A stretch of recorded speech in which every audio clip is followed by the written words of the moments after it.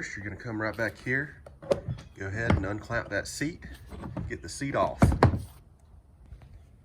Next, you just want to take these buckets out. I'm going to take both of them out and just sit those to the side. So once you get these two plastic pieces out, you have pretty good access to the engine here.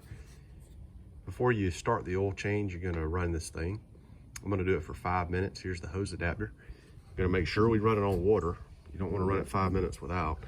And we're just going to run it and get that oil so it, you know, comes out easier through the hose. Right now it's pretty thick, and it'll make it a little thinner, a little easier to get out. So make sure you run it to get that oil heated up, and then we'll proceed in this process. Now, one quick tip, make sure you have some type of jug to put the old oil in. Have your filter to put it in that jug.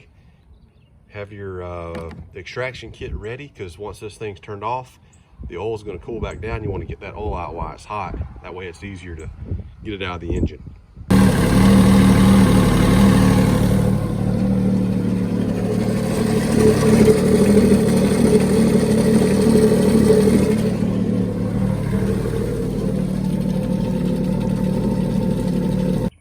All right, so once you're here, I've already done a few things here, but I'm just going to show you. You're going to put your hose down into the oil check cap, and there's going to be a small little hole about 3 or 4 inches down. You want to go into that.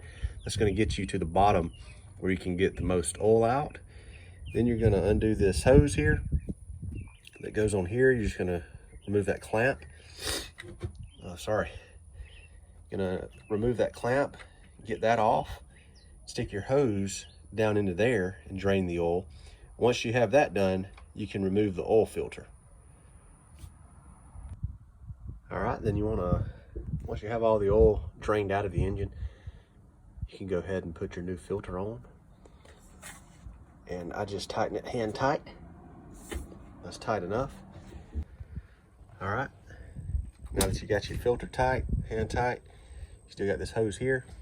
Put a funnel down this hose and put about half a quart of oil down to the bottom, then you can reattach the hose. All right, so once you put your oil back in, put you about half a quart down that hose you loosened.